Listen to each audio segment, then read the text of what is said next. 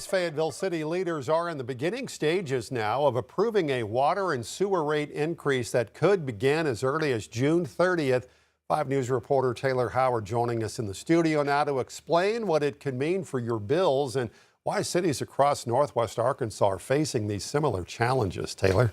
Darren, if this moves forward, how much you pay really depends on how much water you're using each month.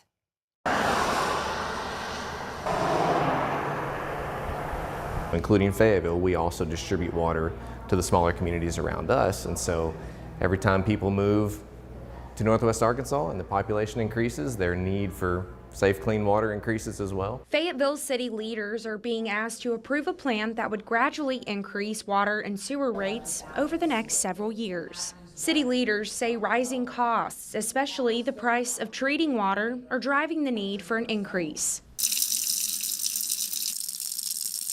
Here's how it would work.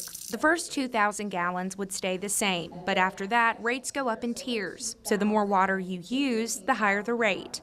For example, the next tier would go from about $5.34 to $5.80 per 1,000 gallons. And for higher usage, more than 15,000 gallons, that rate would go from about $7.50 to $8.70. Residents say those increases could have a real impact on household budgets. It is understandable, but I think maybe we should look into different ways that we can help out residents that have been here for so long because, you know, it's rising prices. It's going to affect families quite a bit. So maybe just some other options for people. But it's not just Fayetteville. Cities across Northwest Arkansas are facing similar challenges, trying to keep up with the growth while maintaining aging sewer systems. Nobody knows there's a traffic jam going on. They can still turn on the faucet, they can still use the restroom and all these things, but there is a traffic jam, and that's what these rate studies help us as community leaders address those. City leaders discussed the proposal tonight, but no decisions are final yet.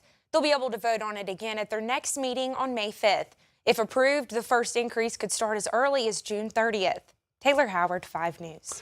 All right, Taylor, thanks. An update on a story we've been telling you about for months now. Last September, a 21-year-old died while in the custody of a Southeast Arkansas Department of Human Services center. Well, now the mother of the victim will get a settlement payment from the state.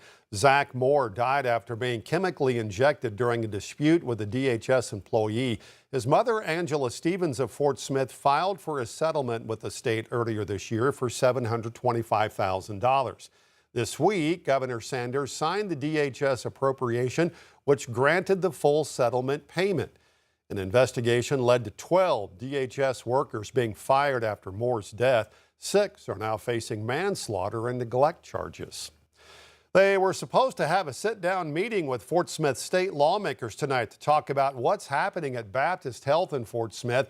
Comes as the hospital's labor and delivery and obstetrics departments officially closed today. But since lawmakers are still in the fiscal session, the meeting with Fort Smith city directors tonight was postponed. Despite all that, one city director spelled out exactly what she wants to talk about.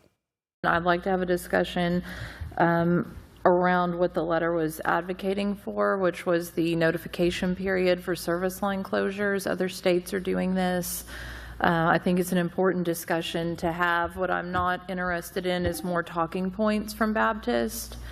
We've gotten plenty of those. We've seen them in all the media. That's what they're putting out. I'm not interested in that. City staff says it's hoping to set up a meeting with the Fort Smith legislative delegation sometime late next month. Meanwhile, the fiscal session will come to a close tomorrow, and the governor is set to sign next year's budget. It's been a jam-packed week at the state capitol. Catherine Rowley recaps the second to last day of setting the budget. Sudden spending hikes took front and center on the House floor on Tuesday. When we had the RSA put on our desk on Friday, we were at a $6.2 billion budget. We had an amendment yesterday which increased it by $518 million, which puts us up to a $7.2 billion approval of allocation. And that's the reason I'll be voting against it. That late in the game budget boost came thanks to a mysterious incentive meant to attract a major manufacturer to West Memphis. It's $300 million in tax breaks and road improvements, and Eastern Arkansas lawmakers are eager to get it in place. Every dollar that factory invests in the community is multiplied 3 or 4 times in the community. So you have retail, you have gas stations, you may have small feeder factories feeding parts to that large plant. But some conservatives have questions. There's a lot we don't know about this project. What we do know is there's $300 million that's going to go to one company that I'm afraid is going to create a lot of jobs for people that aren't even in Arkansas. Who do you think this is going to benefit?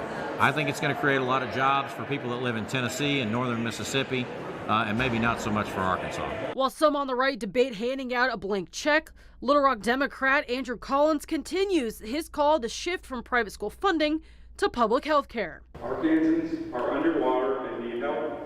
This budget doesn't meet those needs and spends too much on the wrong things.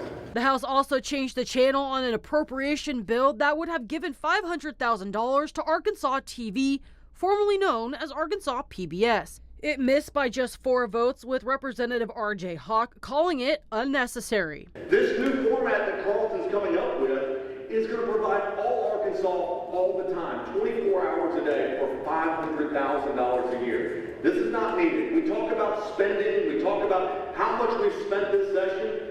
This is not needed. The setback may only last one day. The PBS money is back on the agenda on Wednesday. Meanwhile, lawmakers are in a dispute over an annual tradition. The American Legion Auxiliary hosts the Girl State program inside the state capitol every summer.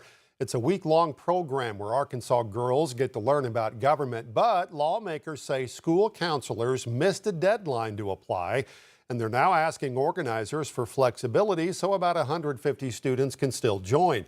The American Legion Auxiliary, though, is not budging.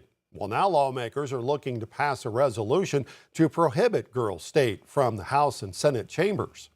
For years in the past, that Girl State and Boy State both extend their deadlines for people to meet the requirements and meet the application deadline. So we're just trying to really force the conversation. In a post on Facebook, the American Legion Auxiliary says it's standing firm on those deadlines, saying in part deadlines are critical to maintaining the integrity and operational feasibility of the program. It was an historic day in the nation's capital. British King Charles III gave the second address ever to Congress. King Charles used his address to speak on the state of the U.S. and UK relations. It's been especially tense recently amid President Trump's public battle with Prime Minister Keir Starmer over the Iran war. Charles urged both nations to rededicate themselves to the shared values they share. America's words carry weight and meaning, as they have since independence. The actions of this great nation matter even more. President Lincoln understood this so well with his reflection in the magisterial Gettysburg Address, that the world may little note what we say, but will never forget what we do. King and Queen Camilla are in the U.S. to mark the 250th anniversary of the signing of the Declaration of Independence. They capped off the day today with a state dinner at the White House.